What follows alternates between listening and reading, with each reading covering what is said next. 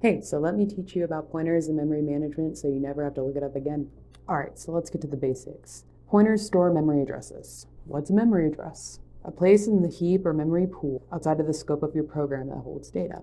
If I want to be able to access this data and use it in my program, what would we use for this? A pointer. A pointer is where we point to this relevant data. It holds the memory address of where this relevant data is located. Then in our program, we want to know the value of this pointer, of where it's pointing to. We just use a star to dereference it. Basically, when you dereference a pointer, you get the value of it instead of the memory address. Otherwise, if you don't use one at all, you just get the memory address of where that data is located. Now for the trickier part, what the heck is the difference between pass by reference and pass by value? Simply put, let's say I have an empty mug of coffee. Do I want to use the value of the amount of coffee that's in that mug, so 0, do I want to use that value, or do I want to actually pour more coffee into that mug?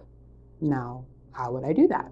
So if I want to actually pour more coffee into that mug, that would be passed by reference. I'd be passing the actual mug into the function that pours, right? Now, what if I just want to know that that mug is empty and I just need that value and use that value in my program?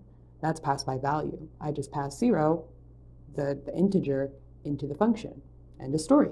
I understand pointers. Let's move on to the concept of the big three in C++, because if you use pointers and you allocate memory, you need to use the big three. You can't move on in the process of understanding C++ without knowing how this works. Another ideology about the big three is if you use one, you have to use all three. So let's start. What is the big three? First up, we have a destructor. A destructor just deallocates the memory that you allocate using the object of that class. Then we have a copy constructor. Now this will just look just like a constructor. Why does it look just like a constructor? Because you're copying all the elements of the object being passed into a new object. You're creating a new memory location of a new object, but it has all of the data using a pre-existing object of the same type. And keep in mind that they do share different memory locations when you use a copy constructor. Now, understanding object-oriented programming might be a little bit helpful here.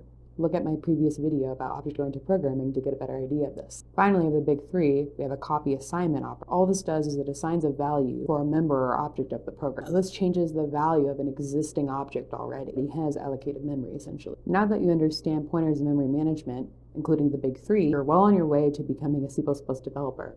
Good job. If this video helps you out in any way, please like and subscribe. Have a good day.